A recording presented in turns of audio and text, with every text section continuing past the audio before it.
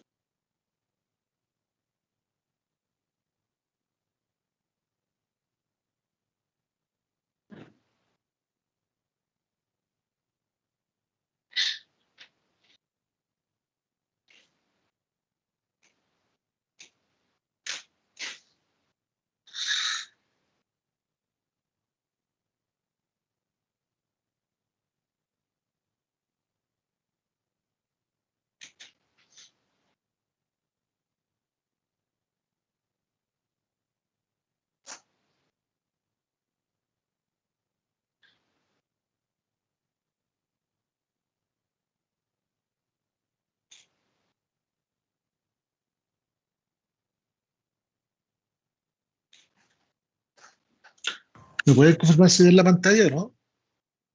Sí, profe, se ve bien. Ah, ya. Que no, como no uso nunca el Teams para esto, entonces ya vamos a. Bueno, esto ya lo vimos, irme directamente a lo que quedamos.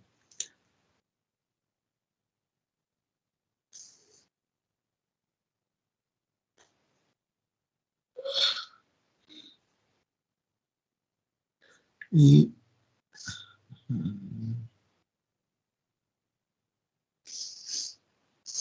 están ustedes, tengo que saber dónde se graba acá este asunto.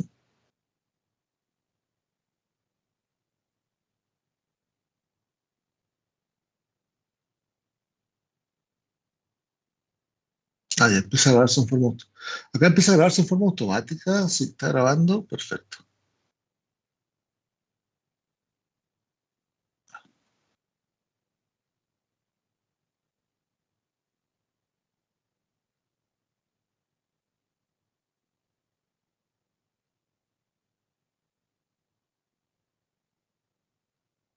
Solamente un segundo.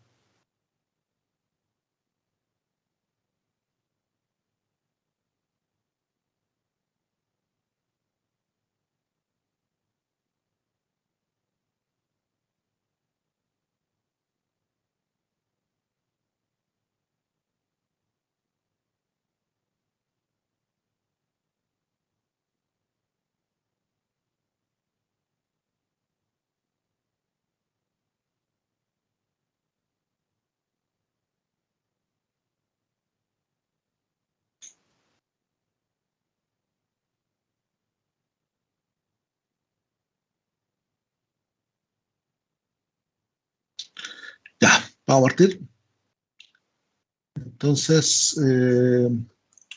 ustedes pueden ver perfectamente la pantalla, ¿cierto? La preocupación es que esté grabando justamente la pantalla por el Teams. La pueden ver bien, ¿cierto? Sí, profe. Estamos entonces, ya, partimos entonces. Ya, bueno, la clase anterior quedamos en los circuitos, analizamos el circuito rectificado con carga R, con carga RL y con carga RLE, ¿ya? Y mostramos las diferencias de conducción de cada uno de los dispositivos. Y analizamos el caso de que este dispositivo de diodo, cuando conduce, tenemos la salvedad de que al conducir eh, se empieza a almacenar energía magnética en el inductor. Producto de después, cuando nosotros invertíamos la tensión acá, el diodo se invertía la tensión y el diodo no podía bloquear, producto de que había una corriente por el inductor todavía circulando, ¿ya? Eso, que es lo que pasaba, nos generaba este valor de tensión negativo, que lo que hace es alterar un poco la componente de tensión. O sea, el valor medio de la tensión, dado que hay una componente positiva, que es toda la rectificación, y pasa ese valor negativo, nos queda que esta parte negativa nos está restando el valor medio. ¿Y eso qué hace? Que de acuerdo a si la bobina es más grande, ese valor va a ir restando mucho más la parte positiva de rectificación y va a hacer que nuestro valor medio pueda partir desde un valor X hasta un valor casi cero, dependiendo de la bobina que estamos. Y eso va a depender un poco de las cargas que nosotros estemos suministrando. Entonces, ¿qué es lo que nos va a ocurrir ahí? Que no va a ser conveniente utilizar ese tipo de circuitos, porque siempre que nosotros le conectamos, por ejemplo, un motor de 1000 watts, después lo cambio a uno de 500, después lo cambio a uno de 1500, cada vez me va a entregar una tensión distinta en la carga. Entonces, para poder salvaguardar esa opción, nosotros usamos lo que se llama diodo volante, que es lo que está acá, y ese diodo volante tiene una particularidad bien especial. Nos ayuda y nos genera un camino para poder abrir el interruptor con corriente, pero nos genera un camino para la corriente, ¿ya? Entonces, ¿cómo funciona este diodo volante? ¿Ya? Este diodo volante funciona que este circuito, ahora que tengo dos interruptores, voy a colocar las dos condiciones de operación. ¿Ya? Primero, se cierra el diodo, conduce el diodo, producto que la tensión de entrada es mayor que la tensión de salida, la tensión de salida es cero, entonces entra en conducción el diodo D, ¿ya? Que sería justamente esa etapa. Entra en conducción el diodo D, como entra en conducción el diodo D, la corriente, empieza a ver la corriente, acá ya tiene un valor medio, pero imaginemos la corriente que parte de cero, empieza a ver un valor de la corriente, ¿ya? Cuando llega a pi, ¿qué es lo que va a ocurrir? En pi, este más menos que yo tengo acá, se va a transformar en menos más, ¿ya? O sea, va a invertir la tensión. Y esa inversión de tensión, ¿qué es lo que va a provocar? Va a provocar que en el diodo, que este diodo DB, se coloque menos más acá, y como el más va a estar en la parte del ánodo, va a entrar en conducción el diodo DB. Entonces, ¿qué es lo que va a pasar? Cuando venga la corriente por el diodo D, en un ciclo, va a bajar y circula de esta forma. Cuando cambió la tensión, automáticamente se polarizó el diodo DB, por lo cual se cerró el diodo DB. Entonces, cuando la corriente venga por la carga, la corriente de la bobina venga por acá, en vez de seguir derecho, como va a encontrar un cortocircuito acá, se va a devolver por acá. Y cuando haga un ciclo, se devolvió por la carga y se generó un cortocircuito en la carga. Por lo cual, toda la corriente que iba pasando por ISO S, que estaba por acá, que venía de la carga, se va a desplazar por el diodo DB.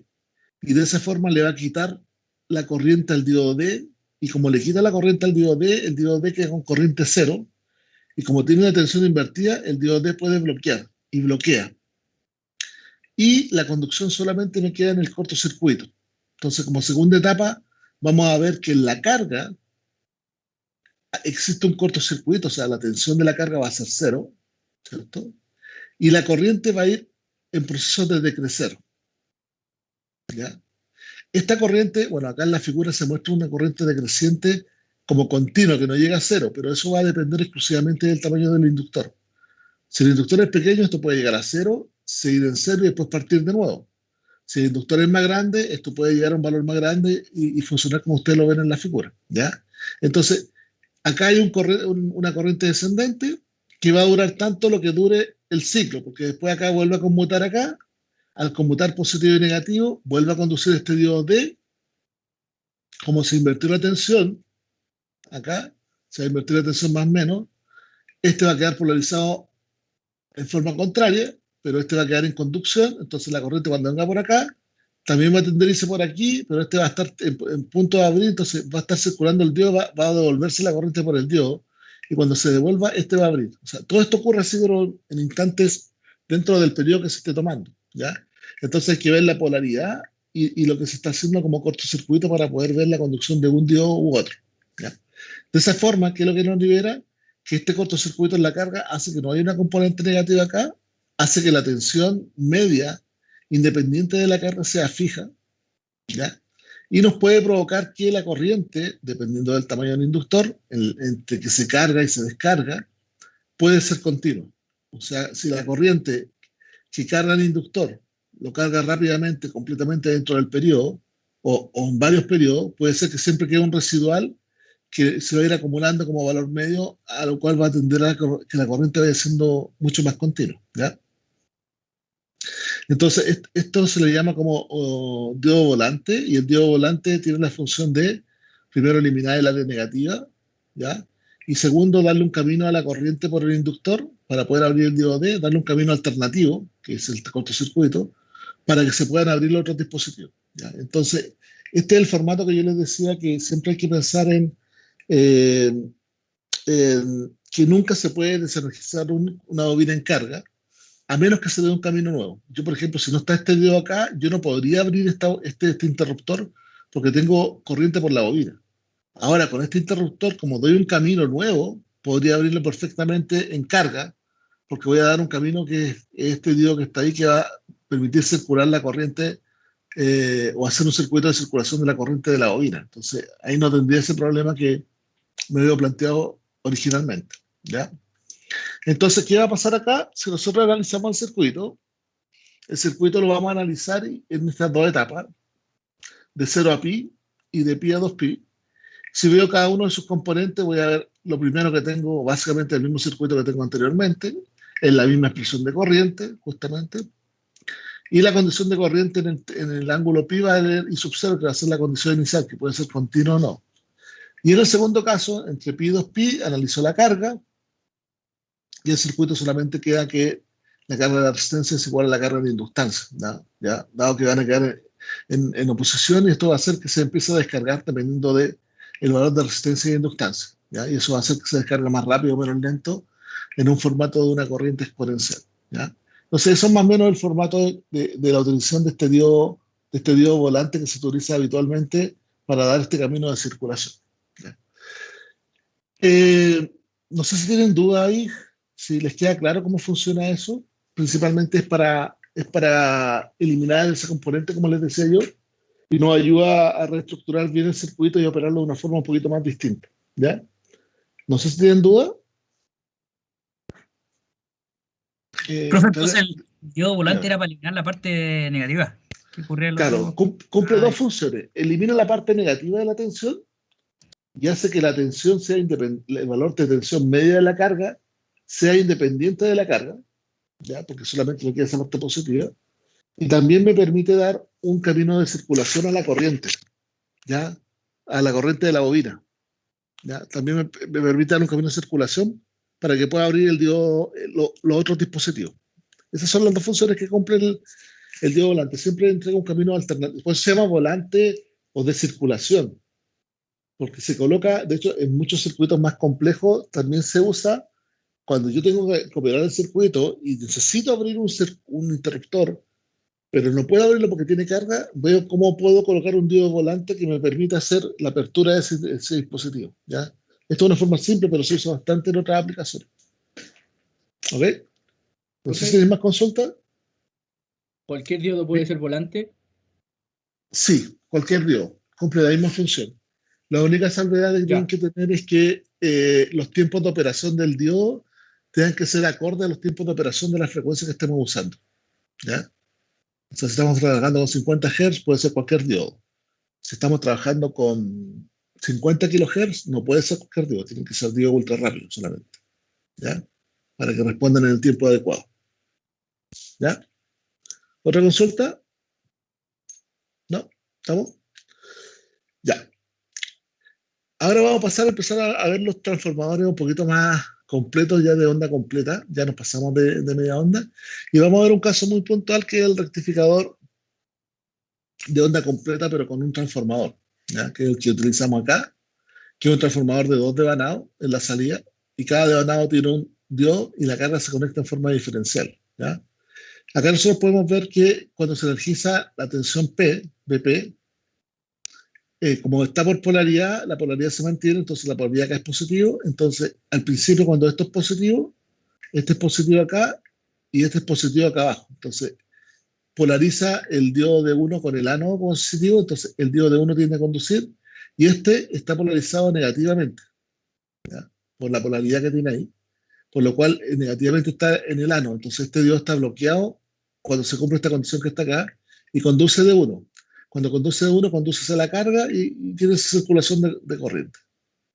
Cuando la tensión invierte acá, se invierte la polaridad, al invertirse la polaridad se bloquea de 1 y esto queda positivo acá abajo, porque está invertida la polaridad y da en forma de conducción diodo de 2.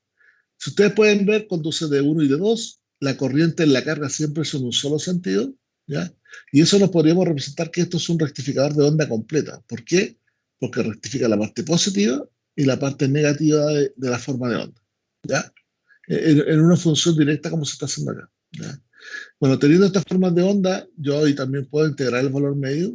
Acá puedo hacerlo de dos formas, o tomando el valor, el periodo entre 2pi y decir voy a integrar entre 0 y pi de máximo 0 omega t, y después voy a integrar entre pi y 2pi, ¿cierto? Pero si integro entre pi y 2pi, no puedo integrar sobre b máximo seno de omega t. ¿Por qué? Porque b máximo seno de omega t es esta función que está acá, esta que está ennegrecida. Tengo que integrar sobre la función que está abajo, y la función que está abajo es menos b máximo sobre omega t. Entonces habría que integrar sobre, la función de integración sería menos b máximo por seno de omega t. Entonces eso nos va a dar una condición en la cual tenemos dos funciones que se pueden integrar. O, dado que las funciones son simétricas, decir, mi periodo va a venir de 0 a pi, integro entre 0 y pi de b máximo seno de omega t, y como la otra función es igual, lo multiplico por 2. Entonces, de las dos formas yo puedo llegar a tener una cosa similar acá como resultado, ¿ya? Y lo mismo, bueno, con el valor eficaz de la tensión, ¿ya? Entonces ahí vamos a ver. ¿Qué es lo que podemos ver que es el valor medio? Por ejemplo, el valor medio se duplica con respecto a la de medio periodo y nos da 0,63, que era el otro, da 0,30 y tanto, ¿se acuerdan? Entonces ya se duplica, entonces tengo un valor medio mejor. El valor eficaz ya empieza a tomar razón de 0,71 de máximo y voy teniendo la condición de ahí. Si ustedes se dan cuenta, esta rectificación que está acá es de onda completa, pero todavía tiene una gran amplitud. ¿Por qué? Porque va del valor máximo al valor mínimo, entonces el delta de tensión es bastante alto, o el delta de corriente. Bueno, acá va lo mismo porque la resistencia. Entonces, acá cuando yo coloco condensadores, cuando este punto acá se tiende a subir, ¿ya? Porque ahí ocurre el fenómeno que carga y después el condensador mantiene la carga mientras se va al otro punto, después vuelve a cargar, y así el condensador va a ir manteniendo las cargas dentro del desarrollo que se está haciendo, ¿ya? Acá se pueden sacar lo mismo, bastante componentes de factor de rizado, factor de forma. Nos vamos a ir dando cuenta que el THD empieza a disminuir, no mejora mucho, pero empieza a disminuir dentro de los valores que se tienden a utilizar. Y el rendimiento también sube, siendo más o menos un 81%. Acá hay un punto importante para poder comentar que se llama factor de utilización del transformador, ¿ya? El factor de utilización del transformador tiene que ver en relación principalmente a cómo yo uso el transformador de acuerdo a las potencias que se están usando.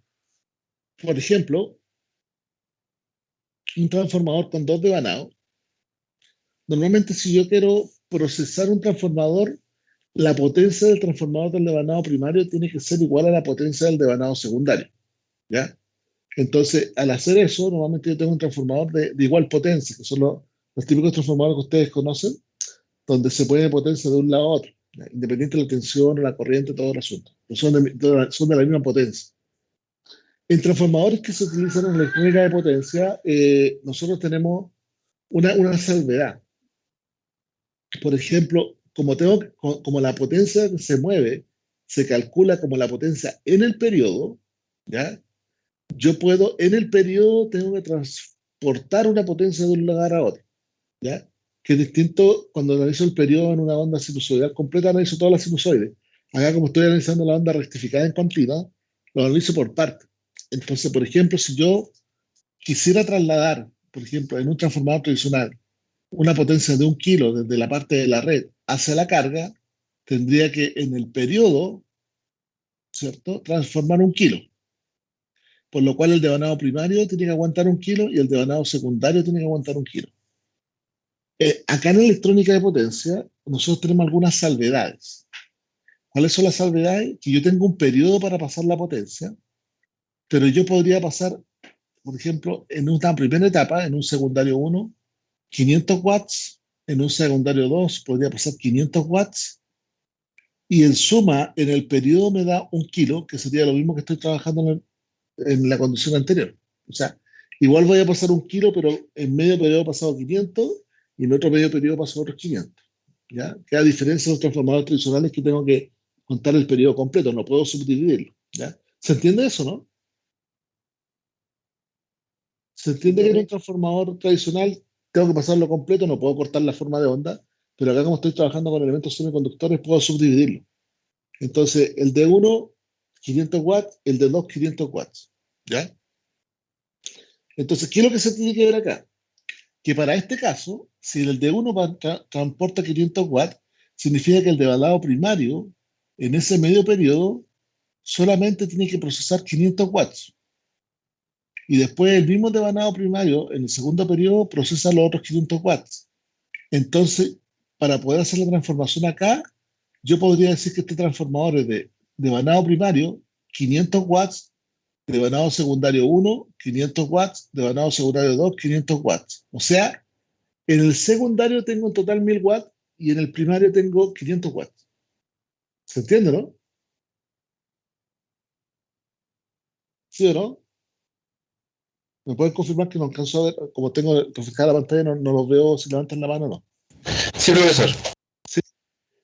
Entonces, a diferencia de los transformadores de poder, los transformadores, producto de que para pasar la misma potencia, se van a dar cuenta que el primario no soporta 1000 watts, soporta solamente 500, hace que haya menos bobinas, hace que haya menos cables, menos todo, pero sí, como trabaja en intervalos, ese en sí el transformador igual va a procesar los 1000 watts. Entonces, por la potencia que se está indicando acá, hay un factor de utilización. Y acá el factor de utilización, por ejemplo, está en 0,57. ¿Qué quiere decir eso? Que este transformador, si fuera un transformador de potencia 1 a 1, sería su factor de utilización 1. O sea, utilizo el 100% del transformador para pasar esa potencia. Ahora, con el factor de utilización de 0,57, me dice que yo solamente utilizo el 57% del transformador para pasar la potencia. ¿Qué quiere decir eso? Que en el primario a lo mejor necesito solamente el 57% del cable. Y ese transformador termina siendo más barato, más económico, que comprar un transformador completo. ¿Ya? Entonces eso nos ayuda a simplificar y también a disminuir los volúmenes de los equipos. Ojo, para que tengan ojo en la empresa. Cuando tengo transformadores que están condicionados y son comprados para tomar elementos o trabajar con elementos rectificadores, siempre tienen que ver el factor de utilización. Siempre. Porque no vaya a ser el caso de que normalmente cuando se compran estos transformadores, como se mandan a hacer, a veces se compran más de repuesto, entonces no tengan uno en stock y a alguien le falta un transformador de potencia. Ah, pero si está igual, lo tenemos acá en stock, entonces lo llevan para allá y pensando que va a trabajar igual. Pues lo que hacen es conectarlo y el primer, lo que pasa es el transformador se quema. ¿Por qué? Porque están sacando, por ejemplo, 1000 watts en el primario y este transformador en el primario no aguanta 1000 watts, pues aguanta 500. Y se echan el transformador. Entonces, eso es un punto importante del transformador cuando ustedes vean de datos de placa, ese factor de utilización, porque si no lo consideran bien, se pueden meter en un problemita bastante grande dentro de la industria. Entonces, siempre que es de potencia, su factor de utilización tiene que ser 1, y cuando es de electrónica de potencias, va a tener un factor de utilización menor que 1. De hecho, los pueden ver los dos transformadores, físicamente son distintos. Uno va a ser más chico que el otro, producto de esta diferencia. Entonces hay que tomar eso en cuenta también cuando se compran o se mandan a hacer o se utilizan transformadores que puedan estar disponibles en la empresa. Esto yo lo he visto en la empresa, principalmente los transformadores que son de las plantas de electrowinning. Hay veces que quedan de stock y gente que lo ha tomado y los toman para llevárselo a alimentar plantas de potencia. En la primera conexión el transformador se revienta. ¿Ya? Entonces hay que tener eso como cuidado para que no les pueda pasar en la práctica a ustedes. ¿Tal? Ya, como teníamos el rectificador de onda completa, lo que nosotros tenemos que hacer bien ahora es que vamos a llevar ese mismo rectificador de onda completa, pero tenemos la limitación de que en ese transformador, ese rectificador necesito, si bien tengo 2 diodos, necesito un transformador con 2 devanado. Y siempre es complicado encontrar transformadores con 2, 3, 4, 5 devanados, porque no están como disponibles bien en el mercado. Siempre nos encontramos con un transformador tradicional. Entonces nosotros lo que vamos a hacer es evitarnos los 2 devanados, pero sumarle 2 semiconductores. Y vamos a llegar al tradicional circuito rectificador de onda completa. ¿Ya? Ustedes a lo mejor lo pueden ver en el formato tradicional como un rombo, pero en electrónica de potencia nosotros no usamos un rombo, que se usa mucho en electrónica. Usamos este formato que está acá, ¿ya? Este formato que está acá, que es el formato que se usa porque nosotros trabajamos con brazos. Esto se llama un brazo. ¿Ya? Este rectificador tiene 2 brazos y el trifásico tiene 3 brazos. ¿Ya? Y entre cada brazo se conecta un valor de tensión. Como este tiene 2 brazos, la tensión que se conecta en forma diferencial acá es la tensión de fase. Si esto tuviera 3 brazos, en cada punto de conexión se conectaría una tensión de fase. ¿Ya? Entonces, ¿qué es lo primero que tengo que tomar en cuenta yo acá? Que cuando tengo un rectificador monofásico, bueno, esto funciona así. Primero, cuando la tensión es positiva y negativa, esto es positivo acá, entonces polariza el diodo de 1. Como esto es de negativo aquí, es positivo acá abajo, entonces polariza el diodo de 4. Siempre que el positivo esté en el ano, recuerden. Y hace que la dirección de corriente sea en este sentido. Y se inyecta corriente a la carga. Si ustedes ven acá, es muy parecido con el circuito anterior. Entonces, dependiendo de cómo esté en la parte positiva, van a tener conduciendo estos 2 dispositivos, o sea, hay 2 diodos conduciendo, el cálculo del disipador, y se inyecta la carga. Después la carga se invierte el sentido, menos más. Al tener menos más, el más se pone en el ano del 2 por el de conducción y el menos en el T3, por lo cual el más va a estar en el T3 acá en el ano, ¿ya? Y la corriente se invierte. ¿Se invierte dónde? En la fuente, no en la carga. En la carga sigue siendo en el mismo sentido. Entonces tengo esto de forma unidireccional. Entonces funciona de una etapa y después de la segunda etapa va a ir corroborando un poco la información que tengo ahí. Entonces la tensión solamente es la que se invierte. Este es un caso resistido, entonces al momento de invertir la tensión pasa a polarizarse inmediatamente de 2 y de 3, por lo cual automáticamente se bloquean de 1 y de 4. ¿Ya? Entonces por eso ustedes ven que la primera etapa de rectificación funciona de 1 y de 4 y la segunda etapa funciona de 2 y de 3, ¿ya? Dependiendo de cómo sea el caso. ¿Ya? ¿Y qué es lo que nos va a quedar como circuito? Una fuente de tensión, ¿ya? Alimentada por 2 diodos y teniendo como parámetro en la carga una resistencia determinada. Entonces, este circuito se actúa como un rectificador de onda completa con 4 diodos o con 2 brazos de diodos, pero con un transformador tradicional. ¿Ya? Un transformador de aislación La dirección galvánica justamente puede ser de razón 1 u otra razón según la tensión que yo quiera tener en la salida. Por lo que ustedes pueden ver acá, la tensión máxima va a depender de la tensión máxima de la red. ¿Ya? El periodo, si se dan cuenta, en la salida el periodo se duplicó. O sea, si la red es 50 Hz, en la salida tenemos una onda de 100 Hz. Que se repite. ¿Ya? Entonces hay una amplificación de esos dos parámetros, ¿ya? Para que puedan analizar. ¿Qué nos pasa con, qué nos pasa con las corrientes? La corriente en la carga va a tener el mismo formato que la tensión, pero la corriente en la entrada primero va a ser en ese sentido y después va a cambiar en este otro sentido. Entonces va a ser una señal positiva y va a ser una señal negativa. Una señal positiva y negativa. Entonces cuando uno conecta este rectificador a una resistencia, uno dice, oye, la señal de corriente prácticamente es una señal sinusoidal. Sí, no ocurre ningún problema, pero a medida que yo le vaya conectando distintos tipos de carga, esa señal se va a ir haciendo, va a ir modificando su formato. ¿Ya? Por ejemplo, si yo tengo una KKRL y esto fuera, supongamos, una fuente de corriente, la señal de corriente sería una corriente continua. ¿Y qué sería? Que la carga habría una corriente continua. La señal de corriente de 1 y de 4 sería, como esto es continua, sería un cuadrado que va entre 0 y pi. Y después la de 2 y de 3 sería un cuadrado entre pi y 2pi. Porque tienen que ser dos cuadrados de la misma altura para que después la componente total sume una corriente continua. Pero en la corriente alterna, en vez de ser una sinusoidal, va a ser como conduce de 1 y de 4, en la misma corriente en IS, se va a hacer un cuadrado acá arriba, que va a ser la de 1 y de 4. Y después veo 2 de 3, se invirtió el signo, ¿cierto? Entonces, se invirtió el signo, es un cuadrado, pero invertido, hacia abajo. Entonces, la señal de tensión va a ser sinusoidal y la señal de corriente va a ser cuadrada. ¿Por qué? Porque hice la suposición de la fuente de corriente en la carga. ¿Ya? Entonces eso también hay que tomarlo en cuenta porque lo van a ver en algunos ejercicios. ¿Qué pasa cuando yo tengo una fuente de tensión en la carga?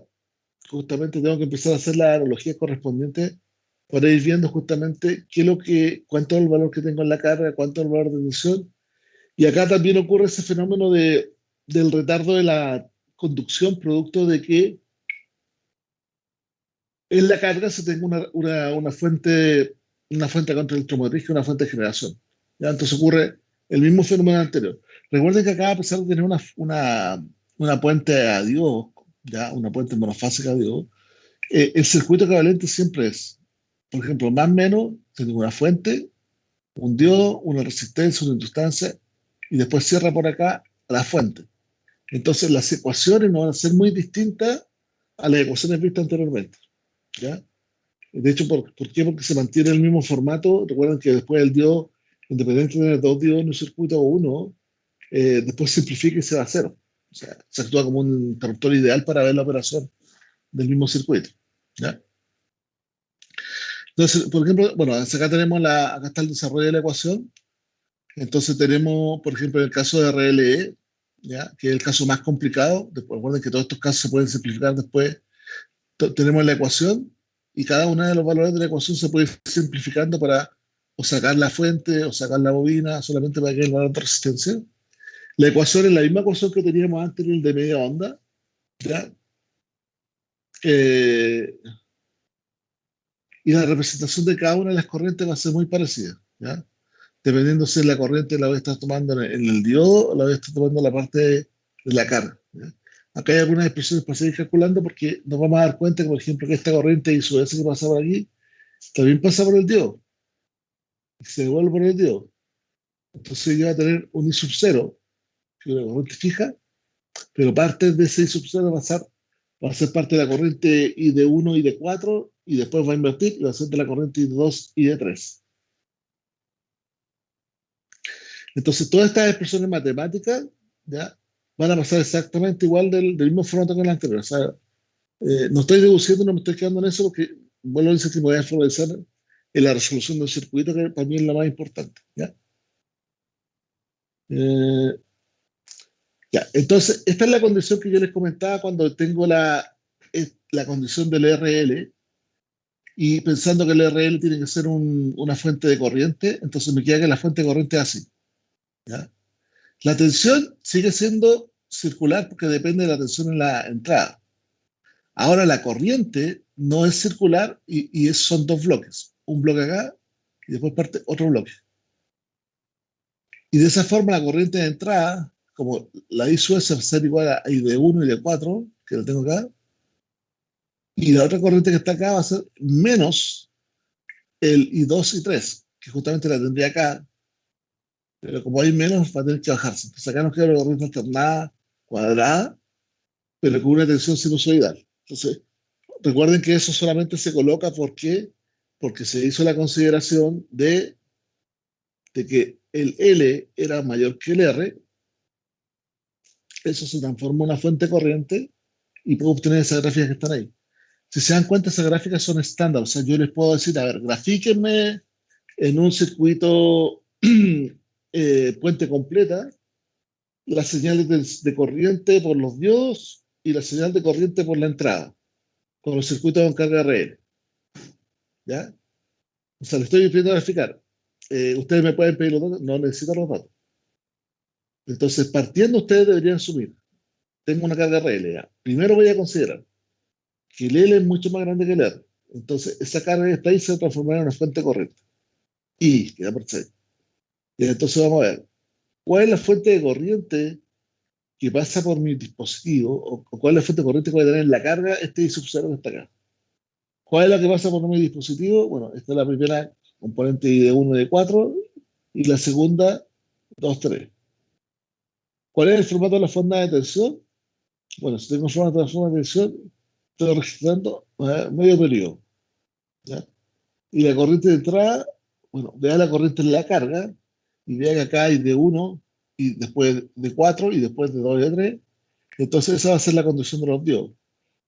Pero el de 1 va a estar en la misma condición, en el mismo circuito, que va a ser positivo, y después el de 2 va a invertir su signo. Entonces esta área que tengo positiva va a ser negativa, que es como si ustedes pueden ver ahí. ¿Ya? Entonces esa es la forma más o menos de abordar el circuito y de hacer los análisis correspondientes. ¿Ya?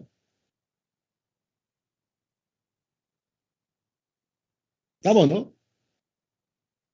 ¿No sé si tienen alguna consulta?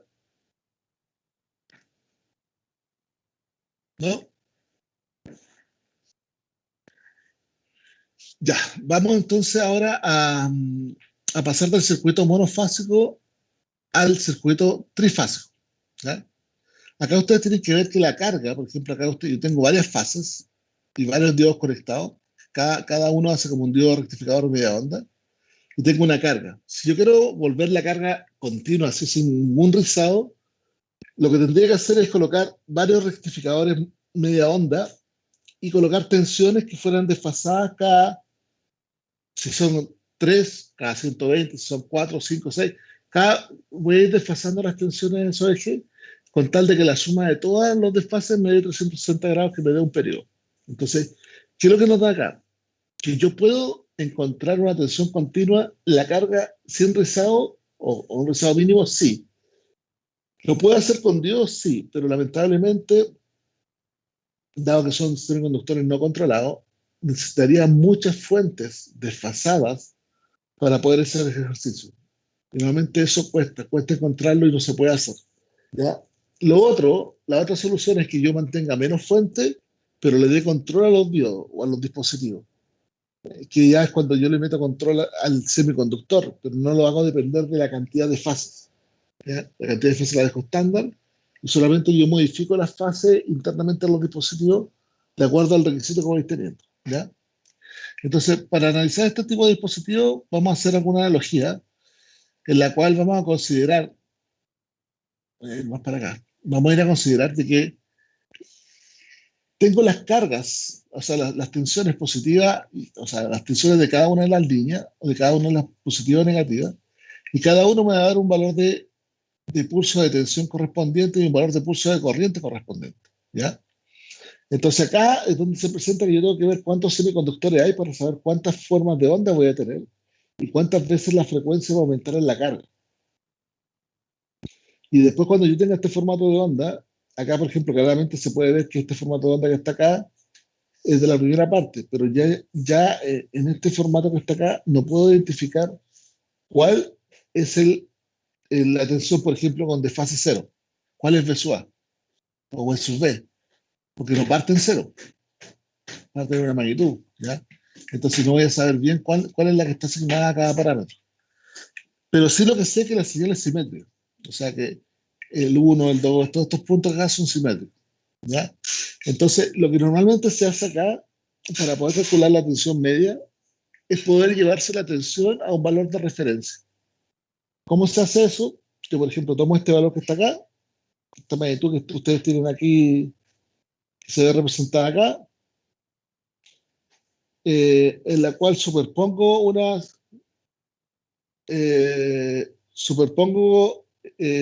una forma de onda, ¿ya? En la cual voy a tener que esa forma de onda ahí, yo no sé qué función va a ser, ¿ya? No tengo idea de qué función va a ser, pero yo la podría llevar a un plano distinto. La podría llevar a un plano, por ejemplo, en la cual yo sé que esto pasa, por ejemplo, por una onda cero coseno. Entonces yo la voy a llevar a un plano distinto, en la cual le ubico un eje en el centro, ¿ya? Yo sé que si tengo 6 pulsos, este valor va a ser 120 grados. Entonces, si yo ubico un eje en el centro acá, y digo que estos 60 grados son 30 grados para acá y 30 grados para acá, esta onda que está acá, que yo sé que es senoidal o cosenoidal, pero no sé la magnitud, no sé el desfase, nada, yo la podría identificar y calcular directamente así. Siendo esto una señal par, la señal par es coseno. Entonces, este formato que tengo acá, lo podría decir que esto vale coseno de alfa. ¿Por qué no tiene desfase? Porque parte del eje cero. Entonces, y sé que la anchura de esto vale 60 grados, o sea, podría decir perfectamente que esto es coseno de alfa, coseno de 1 omega t, integrado entre menos 30 grados y más 30 grados. Y resolver el coseno solamente, resuelvo el coseno de la integración entre este ángulo. Y después veo que esta magnitud que está acá, disculpen, esta magnitud que está acá, se repite ¿cuántas? 6 veces. 1, 2, 3, 4, 5, 6. Entonces, calculo esta área y la multiplico por 6 veces. Entonces, ¿por qué les explico este cambio de fase? Porque van a encontrar muchas resoluciones de circuitos trifásicos, a veces con B máximo seno o otras veces con B máximo coseno, ¿ya? Y no es que estén cambiando la forma de onda, es que normalmente siempre ha sido senoidal, pero como no sé sé cuál es el formato seno, pero no sé cuál es el desfase o la magnitud, yo la puedo identificar, llevarle un eje de referencia, dejarla como función par, ya no cero, para que esté igual a los dos lados, y esa función par, subdividirla e integrar entre un parámetro u otro. Y de esa forma podría dar directamente el valor medio de la forma de onda, ¿ya? Lo bueno de este asunto es que, como voy metiendo fase, a medida que siempre meto las fases, voy haciendo la onda mucho más cercana a uno, ¿ya? Pero lamentablemente acá nosotros no podemos disponer de n fases en la red en forma natural. Entonces, lo máximo que disponemos en la red de forma natural son circuitos de 3 fases, ¿ya? Y los circuitos de 3 fases, nosotros vamos a empezar a dar cuenta, van a darse cuenta ahora que esos circuitos de diodos, cuando los diodos bloqueen, normalmente uno decía, bueno, el diodo bloquea, va a tener una tensión de bloqueo máximo igual a la tensión de entrada. Bueno, acá no ocurre eso. Acá las tensiones de bloqueo al entrar al sistema trifásico se duplican con la tensión de entrada. Entonces, pueden pasar de los 311 volts a un valor mucho más elevado. Entonces, hay que también tener esas consideraciones. Por eso les decía yo que de repente van a encontrar diodos para 400 volts, y esos diodos de 400 volts, ¿qué les va a pasar? Van a ser para condiciones monofásicas, donde la tensión máxima es 311 volts. Y van a encontrar diodos de 800 volts, donde la tensión máxima es 600 y fracción. Entonces, esos son para trifásicos. Normalmente los de 800 son para trifásicos y los de 400 son para monofásicos, ¿ya? Entonces, pueden cambiar el trifásico, sí, con el monofásico, pero el monofásico no lo pueden cambiar con el trifásico, sino se les va a destruir el diodo, ¿ya? Entonces, ¿de qué forma vamos a abordar estos circuitos trifásicos? Para poder entender cómo funcionan, ¿ya? Primero, como tenemos que abordar el circuito completo trifásico, lo primero que vamos a hacer es abordar solamente la primera parte. ¿Ya? ¿Qué significa la primera parte? La parte positiva del circuito. Y la parte positiva del circuito vamos a abordar esta parte de acá. Un puente trifásico, pero solamente vamos a abordar la parte del puente positivo, que le llamamos, la parte superior. ¿Ya? ¿Y cómo vamos a hacer esto? Nosotros no vamos a trabajar con las tensiones trifásicas, vamos a trabajar con las tensiones monofásicas.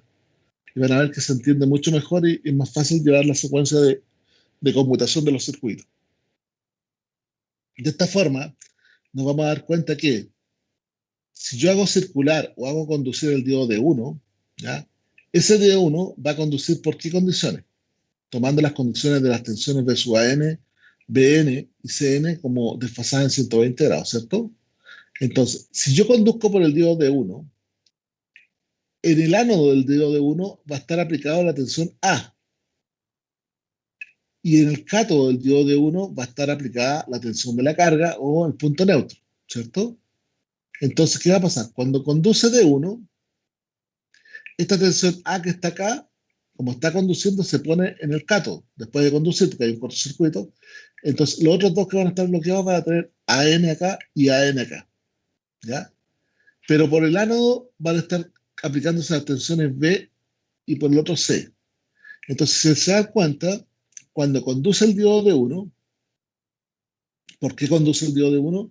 Porque la tensión AN es mayor que la de BN y mayor que la de CN. Por eso está conduciendo el diodo de 1. Va a conducir perfectamente y en los otros dos diodos va a haber una diferencia de tensión, ¿ya? ¿Y cuál va a ser esa diferencia de tensión? La tensión en el diodo de 2 AB y en el diodo de 3 AC. O sea, se van a ver sometidas las tensiones de línea en los otros dos diodos, ¿ya? ¿Qué significa que sean las tensiones de línea? Que los 380 volts que yo tengo tendría que multiplicarlos por el desfase correspondiente para saber cuánto es el máximo de esos 380 volts, que me va a llegar en torno de los 500 de fracción. ¿Ya? Y esos 500 de fracción, por eso le decía yo que estos diodos son de 800 volts, entonces van a estar bajo de esa magnitud y van a poder operar correctamente. Entonces, eso va a circular el diodo de 1. El diodo de 2, ¿cuándo circula? Cuando la tensión B es mayor que la tensión A y C. Y el diodo de 3, ¿cuándo va a circular? Cuando la tensión C es mayor que la tensión A y B. ¿Ya? Uno dice, ¿pero cómo lo podemos ver eso? Bueno, vámonos a esta curva que está acá. Esta curva que ustedes pueden ver ahí, si ustedes se dan cuenta, tengo graficadas las tres tensiones, AN, BN, CN. ¿Ya?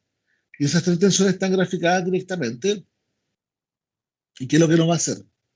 Si ustedes se dan cuenta, en este sector que está acá, que yo les estoy mostrando con el mouse, AN es mayor que BN y es mayor que CN. Entonces, en ese sector va a conducir el diodo de 1. Después, aquí, BN es mayor que AN y que CN. Y después de este otro punto, CN es mayor que BN y que AN. Hasta ahí. ¿Se entiende lo que estoy explicando, no? Sí, profe. Ya, estamos resolviendo un sistema trifásico, pero no tomando las tensiones trifásicas porque es muy complicado entenderlo. Después lo van a entender rápidamente, pero analizándolo por las tensiones de fase. Entonces, de esa forma, mientras la tensión de fase sea mayor, yo voy a saber cuál es el que está conduciendo. Entonces, acá conduce el diodo de 1, acá conduce el diodo de 2 y acá conduce el diodo de 3, como lo tengo visto abajo sin ningún problema. O sea, tengo tensiones, perdón, tengo las tensiones que van a estar conduciendo cada diodo, ¿ya? Entonces, en la carga, dado que va a estar conduciendo el de 1, el de 2 y el de 3, en la carga se va a ver sometido, cuando conduzca el diodo de 1, que acá lo tengo, miren, se dan cuenta, acá existe un formato, esta es la corriente de la carga. En la corriente de la carga está definida como la tensión continua o como una fuente de corriente. Entonces, está haciendo la suposición, para este ejercicio, de que en la carga tengo un circuito RL, ¿ya? Para demostrarle, pero la inductancia es mayor que la resistencia, por lo cual se está modelando la carga como una fuente de corriente, hasta lo pueden ver. Y cada conducción de cada diodo se modela como una parte de la onda cuadrada, ¿ya? Vuelvo a insistir, esto no es que sea así, se coloca esa condición para poder simplificar este circuito, sino acá tendríamos varias formas de onda. Entonces, acá, como existe corriente en D1, es porque está cortocircuitado el diodo D1, la tensión AN se pone en la carga, AN, acá está. Después conduce D2, la tensión BN se pone en la carga, acá está. Y después conduce D3, la tensión CN se pone en la carga. Si yo voy a ver la tensión reversa de los diodos, y analizando el diodo de 1, voy a ver que en el primer intervalo está conduciendo, por lo cual no hay tensión. El segundo intervalo es la tensión AB y acá, y después la tensión CA, el circuito. Entonces, ese valor de acá es el valor máximo de reversa que tiene que soportar el diodo, el dispositivo. ¿Ya? Entonces, si ustedes se dan cuenta, acá tengo tres formas de onda. ¿Ya? Uno podría decir, bueno, a ver, uno podría decir, ya, pero perfecto, entonces ahora integremos AN, el D1. A ver, desde 0 a pi tengo tres formas de onda en un periodo. ¿Ya? Entonces digo, bueno, si tengo tres en un periodo y son simétricas, el periodo ¿cuánto vale? 360 grados. Entonces tengo tres, cada forma de onda va a conducir 120 grados. Perfecto, cada forma de onda va a conducir 120 grados, entonces esto voy a tener 120 grados. Como esto es equidistante y eso tiene 180 grados, y estoy conduciendo 120 grados acá y son equidistantes, lo que me queda en el resto, que esta diferencia acá, con esta referencia acá, que son simétricas, me diría, a ver, si conduce 120 grados y en medio periodo tengo 180, o sea, tengo 60 grados de sobra y tengo que distribuirlo equitativamente en los dos lados. Entonces, este punto de corte aquí, entre el 0 y este punto de corte serían 30 grados. Después conduce 150, me quedarían, o sea, 120, me quedarían 150, y después tengo 30 grados más que me completan los 180. Ah, entonces perfecto. Entonces, puedo integrar esta línea siendo B sub AN por seno de omega t, B sub AN máximo por seno de omega t, ¿cierto? ¿Entre qué valor? Entre pi sexto y 5 pi sexto. Perfecto, tengo la solución de la tensión y después como son tres iguales, la multiplico por 3. Se acabó el problema y tengo la solución perfecta. Eso es porque yo tengo ya graficado el sector y tengo el A sub n partido en 0. Pero normalmente si esto funciona en el tiempo y no tengo una sub n que parte de 0, imaginemos que parte por otro punto, ¿qué es lo que nos va a hacer? Vamos a tener que tomar la modalidad de poder tomar un valor y llevármelo a otro escenario. Por ejemplo, sabemos que el valor de B sub n, por ejemplo, en el caso acá, por ejemplo, si yo tomo esta curva, B sub n es la sub n, el B máximo por seno de omega t, menos 2 pi tercios. Pero cuando yo voy a integrar ese menos 2 pi tercios me complica, entonces trato de hacer la señal mucho más sencilla. Entonces, esta señal que está acá, y este formato que está acá, me lo voy a llevar acá. Acá es un zoom, me voy a... Entonces, no tengo claridad, solamente sé que esto cuánto conduce, 120 grados. Ah, entonces, ¿qué es lo que voy a hacer yo? Este A sub n que está acá, lo voy a definir como un eje Y. Yo sé que esto es senoidal o cosenoidal, pero lo voy a colocar justamente en el centro para que esto sea una función par, por lo cual esta señal se va a hacer llamarse ahora de coseno. ¿Y entre qué valores voy a integrar? Como sé que esto vale 120 grados, sé que tengo 60 para acá y 60 para el otro lado. ¿Ya? Por lo cual puedo decir que acá tengo menos 60 grados y acá tengo 60 grados si este eje es 0. Entonces yo podría integrar esta función, que ahora ya no va a ser un seno de omega t menos 2 pi tercios, ahora es un coseno de omega t. ¿Ya? Solamente coseno. ¿Y lo integro entre qué valores? Entre menos 60 y 60. Entre menos 60 y 60. ¿Ya? Y yo lo podría multiplicar, si tengo esto, y tomando el periodo que fuera solamente este periodo, lo tendría que multiplicar por 3, o si no, subdividirlo en los tres periodos. Entonces, ¿qué es lo mismo? Si considero el periodo como 2 pi tercios, que es esto que está acá, se multiplica por 1, o lo mismo que si considero el periodo 2pi, que es completo, quería los 2pi acá arriba y quería multiplicado por 3, o sea, la expresión es exactamente la misma. Pero ustedes pueden ver ahora que en esta función ya no tengo un integral de seno, porque si tuviera que integrar sería B máximo seno de omega t menos 2 pi tercios. ya la integral se hace más complicada y se hace más complicado encontrar los intervalos, ¿ya? Entonces, ¿qué es lo que pasa acá? Que se toma esta extrapolación de escenarios para poder pasar como de un sistema a otro sistema, ¿ya? Entonces, cualquier forma de onda que yo vea en el rectificador y tener ese formato sinusoidal, yo ya sé que es un formato sinusoidal, ¿ya? Lo que tengo que tener claro es cuánto vale el pic de ese formato. Teniendo cuánto vale el pic, me puedo tomar solamente esa fracción y llevármela y dejarla justamente distribuida en un eje transversal y asumir que esa función es par, y como esa función es par, automáticamente es una función coseno.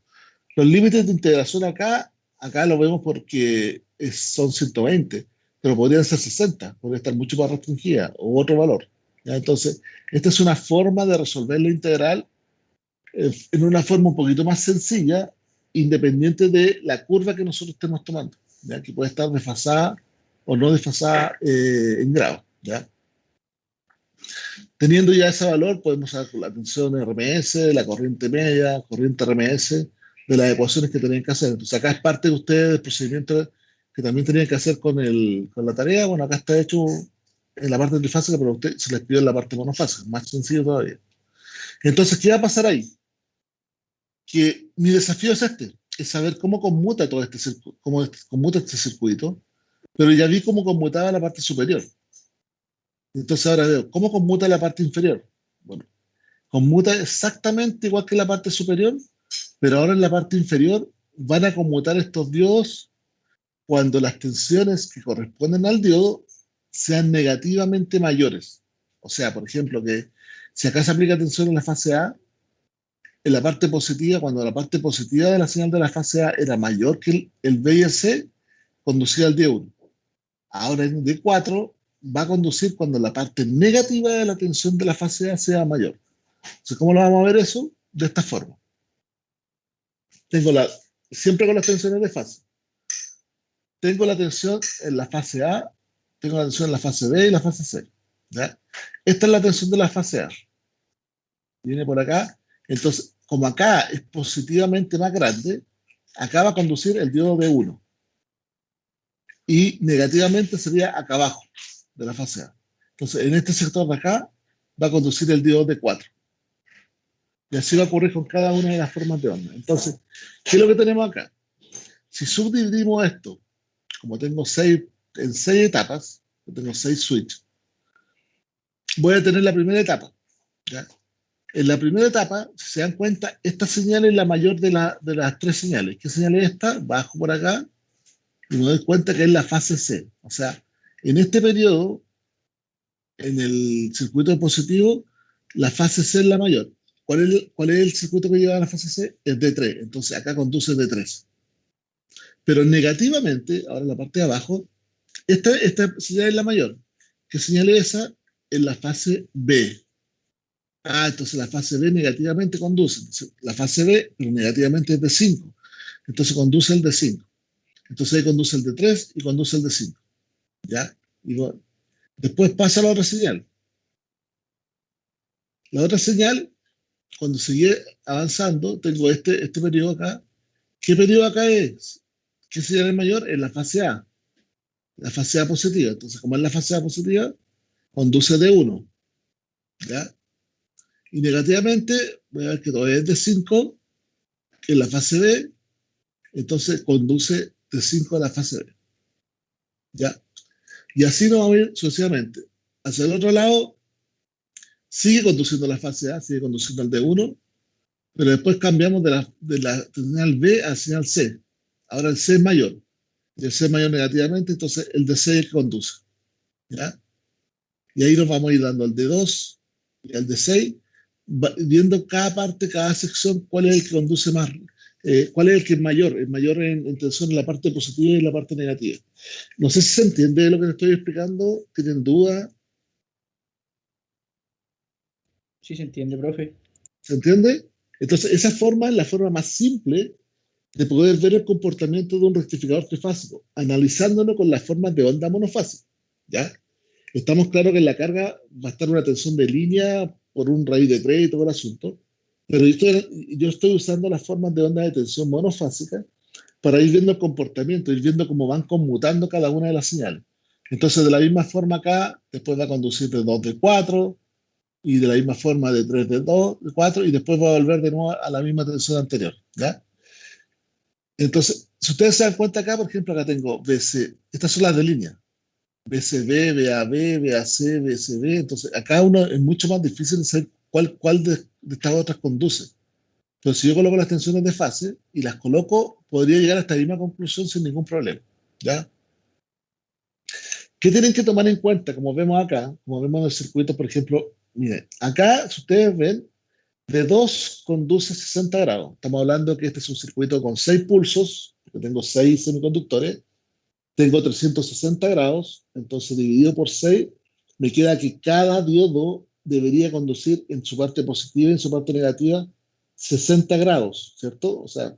Perdón, la señal debería ser como de 60 grados. O sea, se va a quintuplicar la frecuencia en la salida. Si en la entrada tengo 50 Hz, en la salida voy a tener 50 por la cantidad de pulsos, que son 6, 300 Hz. O sea, voy a tener una señal de 300 Hz en la salida. Pero quiero que ustedes vean que acá el diodo de 2, por ejemplo, y se hace para todos, conduce 60 grados, pero su opción de conducir son 120. Entonces va a conducir el diodo de 2 y el de 6, y después va a conducir el de 2 y el de 4. O sea, el diodo de 1 conduce 2 veces, el diodo de 2 conduce 2 veces, el diodo de 3 conduce 10 veces. Lo mismo le ocurre al de 4, el 5, el 6. Siempre van conduciendo 2 veces, pero se van traslapando. Entonces, ¿para qué les explico eso? Porque después cuando analicemos las señales de corriente, diga, a ver, ¿cuánto condujo el diodo de 1? Se van a dar cuenta que si esto fuera una fuente de corriente en la salida, esto sería un cuadrado, que sería compuesto en un cuadrado de 120 grados de conducción. Si la señal es RL, esta señal se va a empezar a volver más curva.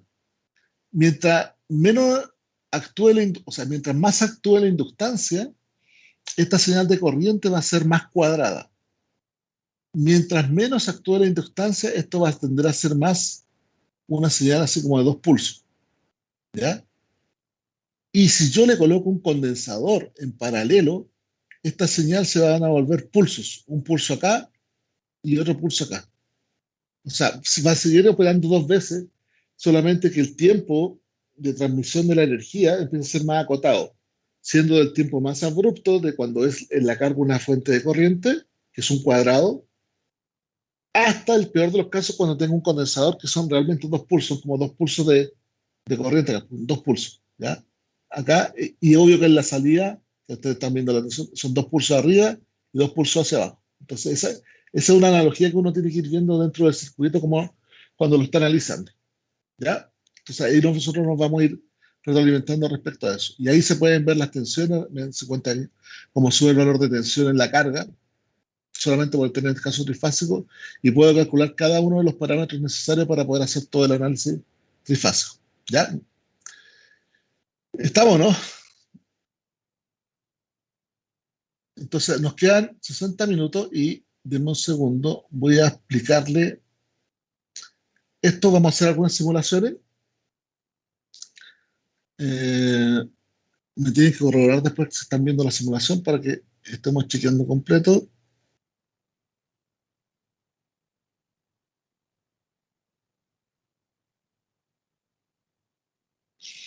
Un segundo. Profe, Sí, dígame. el voltaje reverso, ¿qué información nos entrega? ¿Para qué sirve? Para especificar el diodo. Porque el diodo te va a pedir la tensión máxima reversa. Ah, ya, vale. Eso es parte de la especificación. Siempre te va a pedir tensión media, tensión eficaz, tensión máxima y tensión reversa. Ya, solamente una consulta para ver si estamos bien sintonizados. ¿Ven el PSIN o no? Sí. Sí. Sí, ya, perfecto. Ya, entonces, ¿qué es lo que vamos a ver del PSIN? Yo voy a abrir un circuito. Hagámoslo mejor. Es más fácil. Vamos a armar un circuito. Dense cuenta, voy a armar un circuito de la señal. Coloqué la primera hoja, ¿ya? Tengo un menú arriba, como ustedes ven, de texto, muy parecido al Windows, y un menú gráfico abajo de contactos directos. tengo elementos de potencia.